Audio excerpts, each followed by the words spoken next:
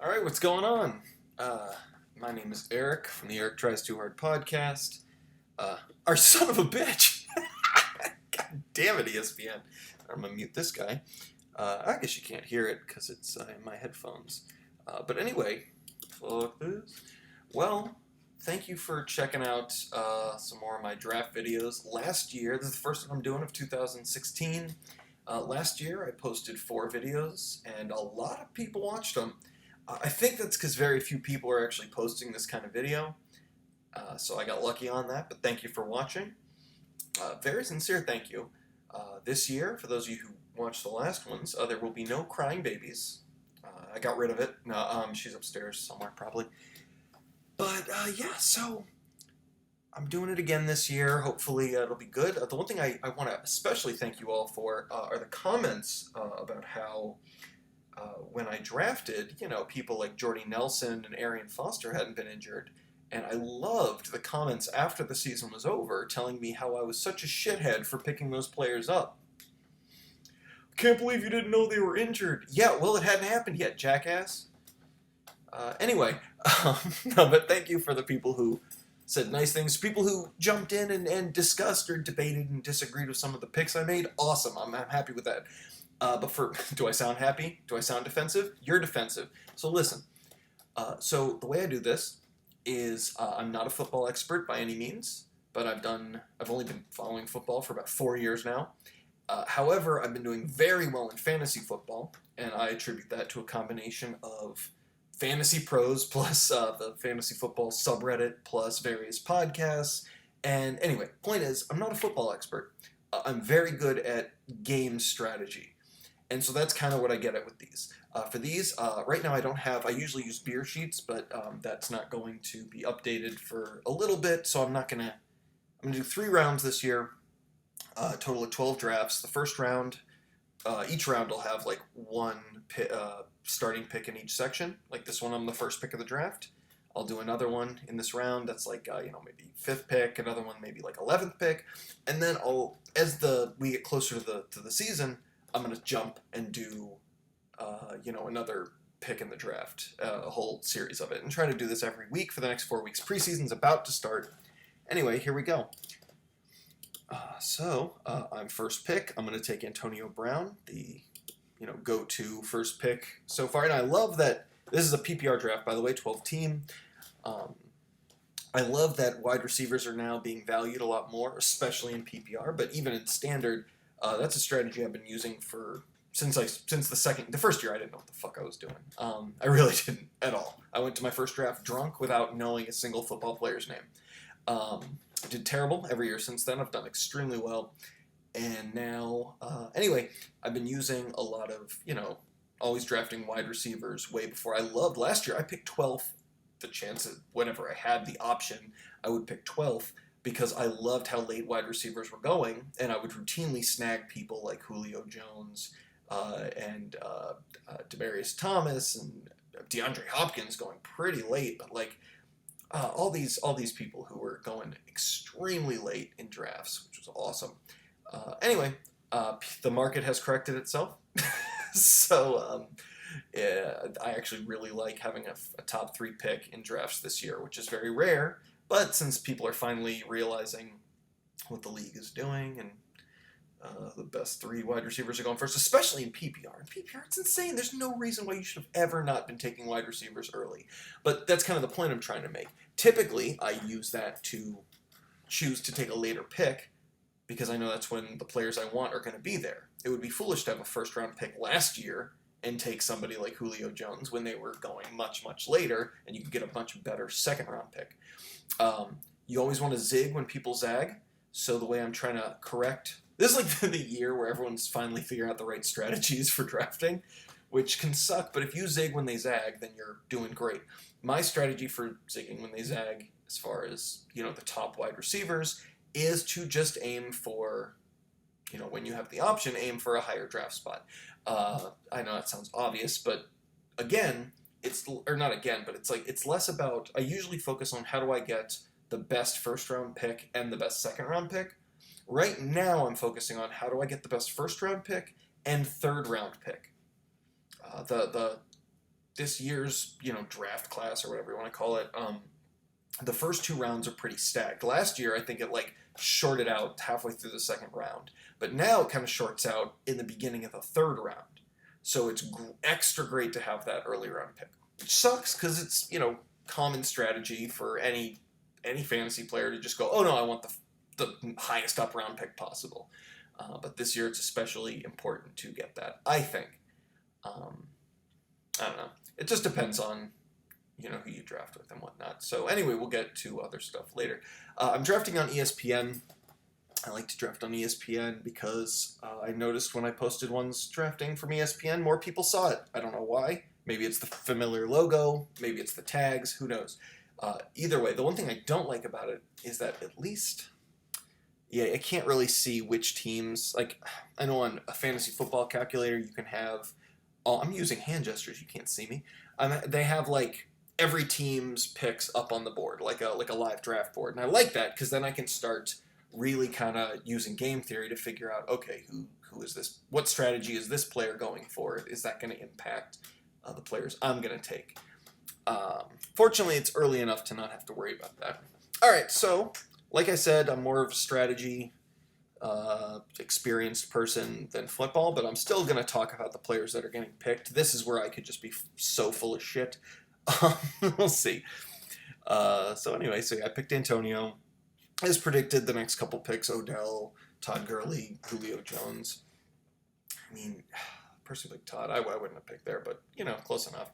And then there seems to be that run of running backs of Todd Gurley, Ezekiel Elliott, Adrian Peterson, David Johnson, that kind of go next.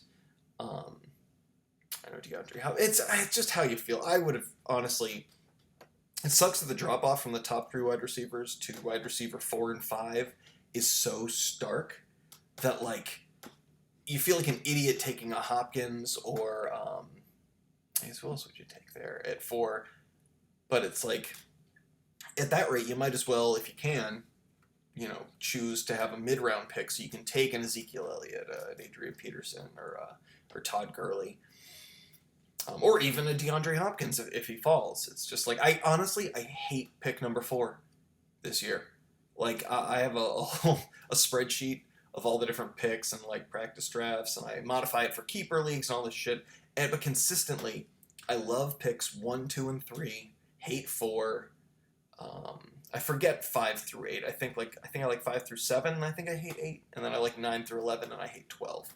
But I could be completely wrong because I haven't fucked with that in a while.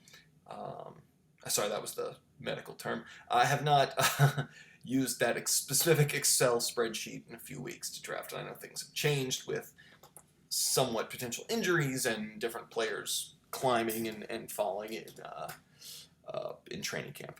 Anyway, the preseason is going to start pretty soon, so take all this with a grain of salt. I love, by the way, AJ Green is first player off the board now at 17, who is someone I really, really like, who I think is going far lower than they should be. I love AJ Green. That's one benefit of having a mid to late round pick, is the potential of getting drafting 6th, and if Hopkins falls to you, and then getting AJ Green on the swing back. Holy shit! You might as well have 2 first round picks, 2 top 6 picks in PPR, as far as I'm concerned. And I love Jordy Nelson, but I'm scared. I like everybody who's going Lamar Miller. I haven't seen him go in the 2nd round in a while, but that's pretty cool. But yeah, now that Le'Veon Bell is suspended, there's all these questions, and Gronk has kind of fallen, and they're getting closer towards the end. It's not too bad to have a late round pick, and I'm probably going to end up going back on my dislike of pick 12 very soon. Probably now, just looking at it. 12, Des Bryant, Le'Veon Bell, not bad at all. Now, just like last year, I love D'Angelo Williams as kind of a floater. I usually have 5 or 6 floater players who I'll reach for, big time reach for, because I can plan a draft strategy around them, where I don't want to take them every time. But going not necessarily no running back, but I don't give a shit who my 2nd running back is, because I know D'Angelo Williams is going to be in there for 2 to 4 games, potentially 4 games, and you can snatch him a few rounds early and just wait 4 weeks before you have to figure out what you're going to do for your 2nd running back. That's fantastic. Having 4 weeks of solid running back 1 production is amazing. when you can just there's going to be somebody on the waiver wire to take in those 4 weeks, and I think it's like a get out of jail free card for your draft strategy. And so it's also important to focus on who took Le'Veon Bell, because they're going to want to reach for them too. All right, Sammy Watkins scares me. This is where I'm just fucking dummy. Okay, I got 2 picks in a row. I don't want Jordan Reed because I'll talk about tight end positions in a minute when I'm not on the clock. Sean McCoy's, those Buffalo, like, amazing players scare the shit out of me. Oh, Mike Evans, I'm not a fan of Jamal Charles, injury, Brandon Cooks. Ugh. So here's the thing. I'm going to do something probably is unpopular. I'm going to take Amari Cooper and my other player who I think falls way too low. Granted, not right now because I had the first pick, but Demaryius Thomas. I foresee both of them. Amari Cooper, I think, is great at the end of the second round. I'm pretty happy with that. I know there's like 4 or 5 other players I bet here that people are yelling at me at their computer screens that I didn't take. But whatever, that's who I like. If you like somebody else there, great, you like somebody else there. I don't think it's going to make a difference in the strategy discussion of this, whatever, live draft podcast, whatever you want to call it. But I love Demaryius Thomas as a 3rd round pick. Anywhere in the 3rd round, if you can get him, is fantastic. That guy, there's no reason, especially in PPR, there's no reason he should be slipping as far as he's slipping. I absolutely love him. And all the players I skipped over, by the way, it's because of question marks. It's the injury to Charles, the past poor performance of Mike Evans, the I hate variance in my first 3 picks. I hate, like, boomer bust players, period. Brandon Cooks was kind of a boomer bust player last year. LaShawn McCoy with the injury. It's all that. Amari Cooper and Demaryius Thomas are 2 people who I feel are at the same level as all the players I skipped, except they have a much higher floor. And I am all for consistency. That's something that I go for with the players that I choose when I'm evaluating them. So if you're somebody who likes to take the bigger risks because you bigger rewards, awesome. That's not what I do. So just assume you took whoever you took and plan accordingly. I also love going wide receiver, wide receiver, wide receiver, not because that's a strategy that I have, but because that's what ends up falling to me every single spot in the draft. I only, especially in PPR, have I said that enough? I only like taking players of other positions early if they fall to me if they just happen to fall to me. I'll reach for a wide receiver, but I'll take a running back or wherever they fall. Now, here's the other thing with tight ends. So I'm talking about with Jordan Reed and quarterbacks. I take those way late unless I get extreme value. And I've had very little luck finding value at the tight end position, no matter where I'm drafting this year. But I found a lot of value at the quarterback position. I think that's because people are correcting, but overcorrecting, and people used to take the top 2 quarterbacks in the first round first round and a half. That's so stupid. But now you have people like the top 2 quarterbacks falling to the 4th. Like, if I get Aaron Rodgers right here, I will take Aaron Rodgers. That is absurd. And here's the hard part about taking Aaron Rodgers. You can look at people like Russell Wilson or Andrew Luck, and you're like, oh, these other people are going to get such great value. Let them get value. Let them get value. As long as your team is good. You don't hate draft anybody else's team. Or whatever it is, or be like, he's going to have a slightly better draft than me. Get the best draft your team can get. But the reason I draft those positions late is because there's just one of that position that you need. It gets so much deeper that way. I think they kind of, the market's correcting itself by drafting those positions later, but I don't think people get why. It's because if you need 2 running backs and you need 1 quarterback, then instantly the quarterback position is twice as deep. Because I guess it's 1.5. I don't know the exact percentage, but I'm telling you. Somebody took Aaron Rodgers. God damn it. That would have been beautiful in the 4th. Although, I would have taken him in the 5th because I have back-to-back picks. Because I just like to conceptualize it like that, so I feel better. Like I got an even better value, even though it's technically the same spot. All right, so this will be actually an interesting pick for me. Because I'm also going to have some pretty cool options at wide receiver to get. Let's see. All right, this will be interesting. So I'm hovering over Russell Wilson. I love Emmanuel Sanders. I actually do. Golden Tate, there's question marks, but whatever. Moncrief, it's still, like, right now, the context is that it's really speculative, but, like, oh, people are excited about him. So, fuck, D'Angelo is going so high. All right, look.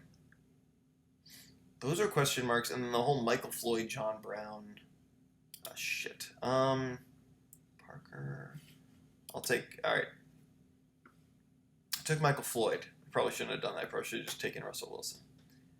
I should have taken Russell Wilson right there. I just clicked whatever, gives a shit. And then taken another, like a running back. But I didn't do that. That's okay. I now have Michael Floyd, who's a great bench spot. God damn, am I really going to take Russell Wilson? Who would I take over him? Davis Murray's got better, like, ceiling. To take Parker. I don't know. People are just talking about him, but whatever. Matt Jones. Damn. Joe Williams. No. Russell Wilson. I hate taking quarterback. I'm going to wish I took, like, Phillip Rivers, who I love, in, like, round 1,000. But fuck it. Let's see what happens here. It is entirely possible. Fuck. What did I do? I should take. Well, now that I have all the time in the world to think about it and not, ramble on, I guess I could have taken... See, there's so many question marks. I like the Michael Floyd pick now. Maybe Devontae Parker and just go 5 wide receivers in a row. Because when this comes back to me, it's entirely possible that I could grab a couple of running backs. This is insane. Oh, you're seeing a pretty crazy... whatever. This might have been the time where I should have abandoned best player available. Especially now that all the running backs are gone. But let's see. How many running backs are gone? 1, 2, 3. All right. Well, now we just have to hope. Now we played ourselves into a predicament where right now the team looks fine. Probably. But I probably sacrifice value at quarterback. I don't know, though. Russell Wilson over the last couple of years, I know he had a rough start last year, but just having the floor of all these guys I'd take 5 rounds later, and having the ceiling of guys who went, well, I guess who went just a couple picks before. Aaron Rodgers went like 4 picks before.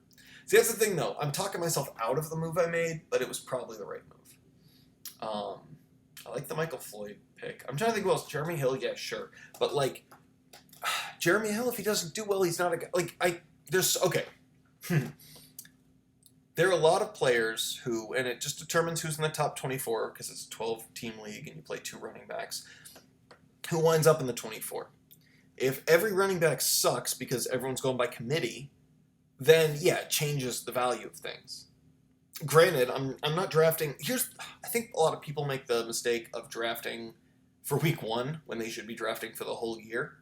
So when you see me take Michael Floyd as the 4th pick, and you're like, that's literally your fourth round, and you've picked a bench player. We're talking year long here.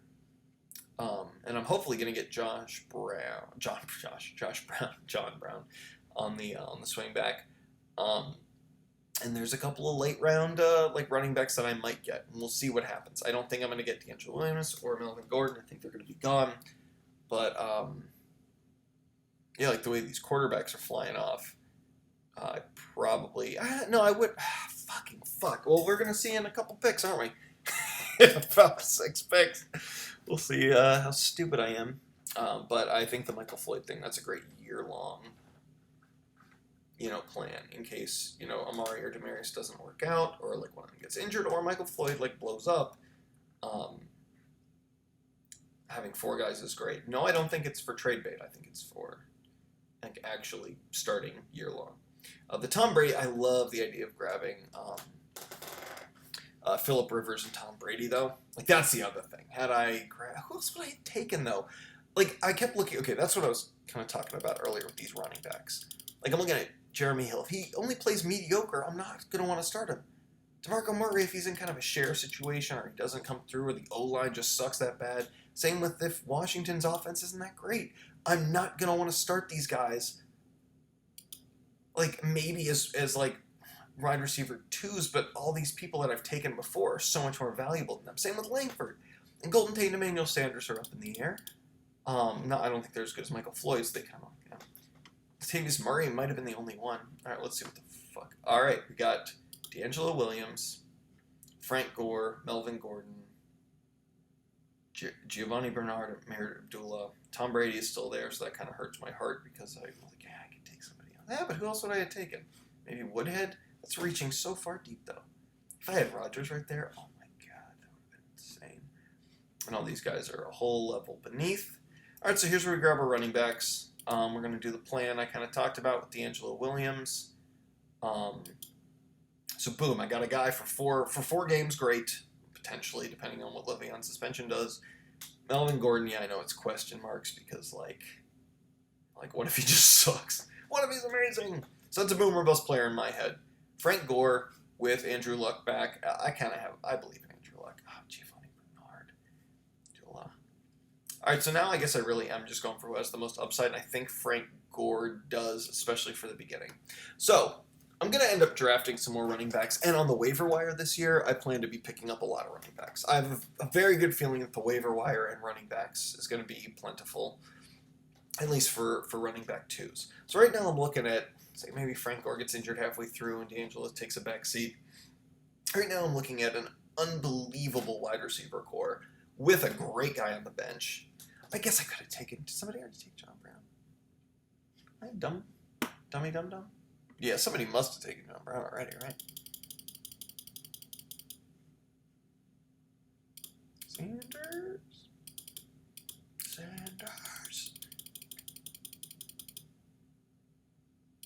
Yeah, somebody took. Yeah, okay. Somebody took John Brown right before.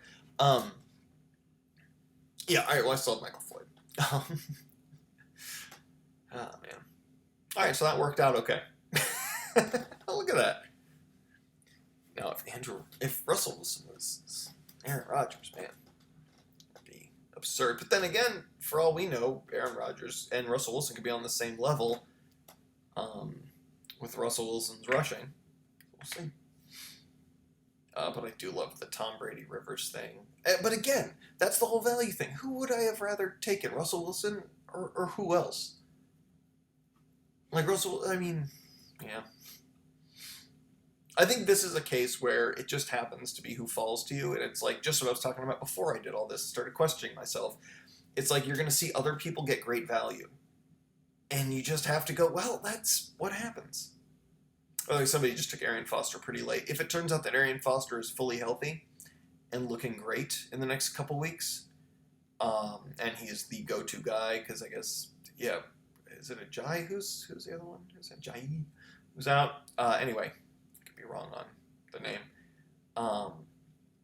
But if he's just the guy to go, then obviously switch my Frank Gore or D'Angelo, probably Frank Gore though, with Arian Foster. I love Arian Foster. He's another guy like D'Angelo that I'll reach for as an RB2. But yeah, it is J-H-I-E. All right. I do not like Josh Gordon this year. I really, between the suspension and I think it's preposterous. I really do. I think it is so up in the air, Josh Gordon. And if he blows up, he blows up. But I think it's so goddamn up in the air. And maybe because I spend so much time on Reddit that I feel like his expectations are overblown. But I don't know. I have people who don't go on Reddit in my leagues who've messaged me like, oh, I'm going to snatch Josh Gordon. I'm going to keep Josh Gordon. I don't know. I just don't. All right, so now we're getting into the kind of boring rounds. 1, 2, 3, 4, 6, 8. Yeah, after about 7 rounds, it gets pretty boring. I mean, no, then it gets more exciting again as you find value, but this is kind of the lull. I still don't have a tight end. I have not found... And maybe I'm an idiot, and maybe this will change in the next month before actual drafts start happening. But, dude, as far as tight ends, I'm willing to wait. I know Julius Thomas recently got injured or hurt or something, or he returned to practice. I don't remember. It's all last day or two. But between Julius Thomas, assuming health, and Antonio Gates, especially in PPR, I need a bell for that or something. I'm not worried. like a lot of these other tight ends, I'm just like, I don't give a shit about Ladarius. Like they're all up in the air. I think they're going to be just as good, and I'd rather take solid bench players. All right, so here's where we get boring. Fucking Jacksonville situation. God damn. So we got Torrey Smith, who people are liking. This thing's gonna start beeping at me. I hate when it beeps at me. Oh my fucking god. Torrey Smith. It's a good flyer wide receiver, right? Charles Sims is a great PPR guy. And in case Doug Martin goes down, he could get more work. And if this were a keeper league, I'd probably just snatch him right here. I also like Michael Thomas a lot. Because I heard all these good things happening. I think I'm going to take Sims solely for scarcity purposes. Because I only have the 2 running backs, and yeah, I feel great for the first 4 weeks. I feel great. I'm going to grab Gates. Nobody likes Gates. What the fuck is happening? I really like him. Especially in PPR. But yeah. Let's see so what are you guys up to? Oh, this is fun. I feel myself sobering up. That's a mistake. But I'm not going to leave you. Although there is a video component, so I guess that's fine. And I hope Torrey Smith does well. I mean, who else is they going to throw to? But he might just continue to be the deep threat and then have 700 other people catching everything else. Yeah, I feel like all these other tight ends, I'm probably missing something. I have to be missing something. Because there's so many of these tight ends where I'm just like, nothing's going to happen. There's no way you're going to be better than the guys going super late, like Julius Thomas and Antonio Gates. All right, now there's all the talk about Bilal Powell. That'd be a great late running back to snatch for both, in case Forte goes down, or just as a solid number 2. Because again, all these guys I'm going through seem to be boom or bust. So I don't know how many running backs are off the board. I can probably count. I got time. All right, so let me count these running backs off the board. Because remember, we're only looking for top 24, and if the best 14th through 30th are pretty much the same, then it's really not that much different. And by that much, it isn't any different. So how many are off the board? All right. All right, so we've got 1, 2, 3, 4, 5, 6, 7, 8, 9, 10, 11, 12, 13, 14, 15, 16, 17, 18, 19, 20, 21, 2, 3, 4, 5, 6, 7, 8, 9, 30, 31, 32, 33, 34, 35, 36, 37, 38, 39, 39, 40, 41. 41 running backs off the board. 41 running backs off the board. What was my point? 41 running backs off the board. 45. Okay, there's 45. I'm going to guess minus about 15. So we had about 30 off when I started grabbing those running backs, right? 2, 3, 4, 5, 6, 7, 8, 9, 10, 20. Yeah, so about 30. Yeah, let's call it 30 off the board when I grabbed my first 2 running backs. 30 already off the board. Jesus Christ. And those 2 don't even look that bad compared to the other ones that are already off the board. Some of them. So if we're looking at it like that, there's 30 off the board, and I've got 2 of them. D'Angelo Williams for the first 4 weeks should probably be a top 12. And Frank Gore, hopefully. But if we're looking at it like that, there were about, of those 30, there were probably 15 solid ones, and the other 15 were boom or bust guys that I was iffy on. If they're boom or bust, let's say half of them bust. And I'll round up to be nice to me. 8. So now we're at 22. So if I took running backs 23 and 24, and running backs 23 and 24 are performing as well as running back 14, then I have, the only disadvantage I really have is every week I'm facing, past week 4, I'm facing a running back 1 with a running back 2. Then that's a disadvantage of that position. But again, I don't have all the other teams in front of me, and I'm not going to click through all 11 other teams. I'm pretty confident, especially as the season goes on, with my fourth amazing wide receiver, that I have advantages at the wide receiver position, and compared to probably 7 other teams, I have an advantage at the quarterback position. And if I'm right about tight ends, then I'll also have I'll be right in the mix with at least half of those teams with tight end. So I'm looking very, very good on the whole for the first 4 weeks, and then continuing there, assuming I don't even hit on anybody good, I'll still have beautiful. I'll still have God damn it. Okay, it's so loud in my ear. Michael Thomas, beautiful. I like Dorsett. Here's a point where I go Dorsett and be greedy and hope I can still get Antonio Gates or Julius Thomas. I think I can. All right. But yeah, no. So I think it looks good, and I think I still have the advantage going. I don't want the advantage every week. I need to be better than 7 other teams. Wait, 8? Yeah, I need to be better than 8 other teams in the league. And if at my weakest I'm better than 6 other teams, and at my strongest for 4 weeks I'm better than 10 or 11 other teams, then I feel very, very good about my team.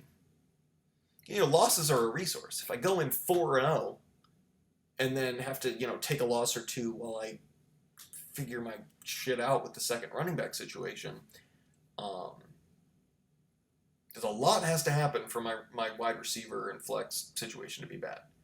And as far as quarterback, if Russell Wilson for some reason just stinks or gets injured, the amount of serviceable quarterbacks, it just decreases my advantage. It doesn't necessarily hurt the team that much, which is a reason for not taking quarterback early. But I think it's still pretty good compared to who else I had, because I don't the running backs I passed up, I don't feel that bad about compared to the ones I ended up taking. Again, though, if for whatever reason D'Angelo Williams, if the Le'Veon Bell owner snatched him up before me, and somebody grabbed Frank Gore instead of, I think, somebody went before him. Somebody, was it Forsett? Yeah, if the guy who took Forsett took Frank Gore instead, I'd be sitting here sweating. It'd be terrible. So that was a risk that I took. Yeah, so take that for what you will. I'm just here giving my experience. I don't know what you should do. Oh, man. I wonder if the person who took Forsett was on auto draft, because and now more people are on auto draft, but at the time there was 1, maybe 2. All right, somebody took Antonio Gates. What's his name? Julius Thomas is still there. So let's see what happens there. Get fucked there. I know Julius Thomas. Oh no, I think it said it was back at practice today. Let's pretend he was back at practice today. Oh, I'm going to take Justin Tucker, by the way, and here's the reason why, and this is so stupid. Somebody in this, somebody's ESPN, the name they signed up in was Justin Tucker, so that might be funny. I'm also from Baltimore, and I play in a pop-punk band, and Justin Tucker had all-time low play for his fiancée when they got engaged. So, if I could be any more of a homer... Yeah. Also, since you guys last saw me, I started doing a lot of comedy. I got to write for the Alternative Press Music Awards, which I know you're asking right now, what's that? And to which I responded, it's a fucking credit, so suck it. It's my first IMDb thing. All right, did somebody take Julius Thomas? You fucks! You right before me. And this is where it doesn't pay off, so now I have to stream tight ends until I find somebody I like. I grab Martellus Bennett and ride him for 4. Oh, you know what? So here's the thing with Martellus Bennett. I'm only realizing it now because it's crunch time.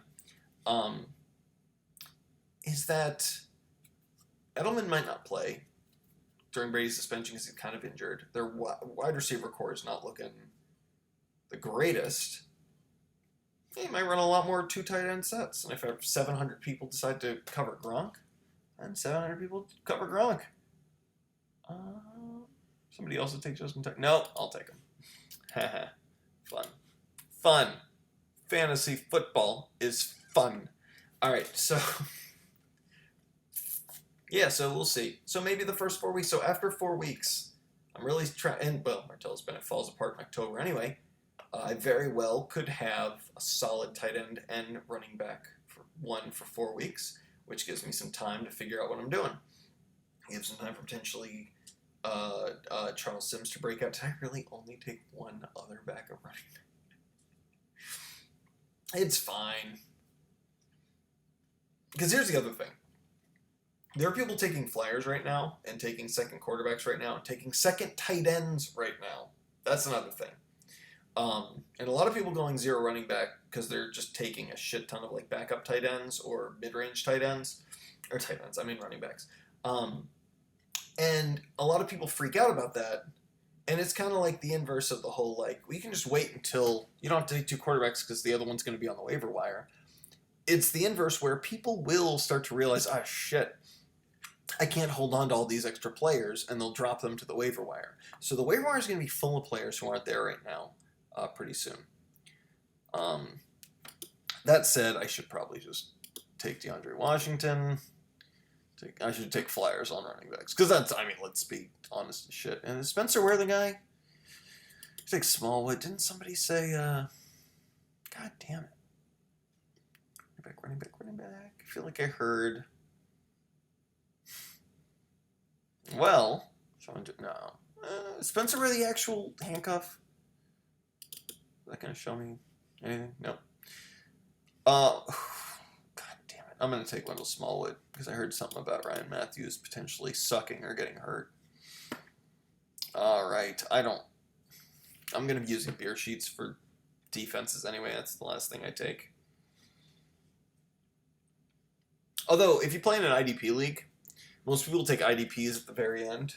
Unless it's like, one IDP and then people take it throughout. Because, like, clear 12 best players. But if you're playing multiple IDPs, most people take them before kicker and defense. Because that's, like, the thing to do is take kicker and defense last. You're going to stream IDPs far more than any other position. Unless you're reaching for, like, Kegley or Watt, depending on his health.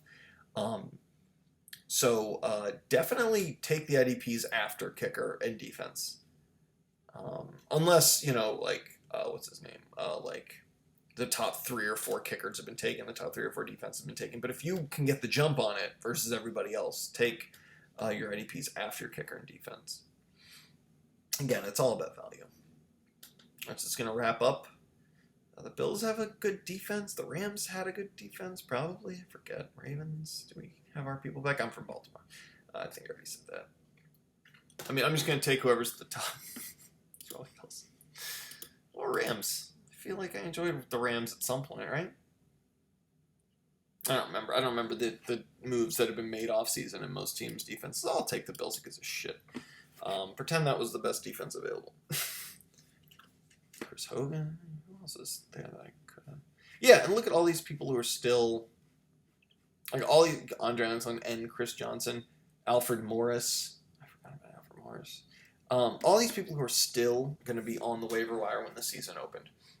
And if you have a league where, like, the leagues I commission, I don't force people to play kickers or defenses. There's a spot. You can leave it open if you want. You just don't get any points that week for that position. So you're jeopardizing that week. If you're playing in a league that doesn't penalize for that, you can just choose to potentially sacrifice that week in order to fill your bench with extra flyers, handcuffs, or whatever it is. So you very well, like I say, I don't give a shit about my kicker or defense. I can just drop both of them, grab 2 of these guys for week 1, see what happens. All right, I think that's about it. You can go to erictriestoohard.com for podcasts. And you know what? If you're watching this site isn't even up yet. So I write for a couple of satire sites, and I've created my own. It's a satire site for fantasy football culture. Like, so we'll joke about football players and stuff. I know there's a lot of great sites like The Kicker, and Barstool Sports has some funny stuff. But like, this is not specifically, but it's aimed at fantasy football players to really make jokes and kind of get at the inside of how we as fantasy football players act. And it's a whole satire site like The Onion for that. And it's called PracticeSquad.net. PracticeSquad.net. This is the first time I'm mentioning it anywhere. It should be going up 2 weeks from when I post this. So if you hear it, check that out. And if you want to steal my idea, fucking go for it. We've been working on it for months, so there's no way your shit's going to be better than ours. All right. And if you want, hey, for real, if you want to write for it, go to erictriestoohard.com, find our contact information, and hit us up. Or just find me on anywhere, Facebook, social media, Twitter at Eric. You know what? That's the best place. Twitter at Eric Tries. If you want to write for us, hit me up, and I would love to get you on in. All right. I don't know. Peace the fuck out. How do I get out of this thing? I'm such an old dad man now. Ooh, what did I do? I don't know what I did.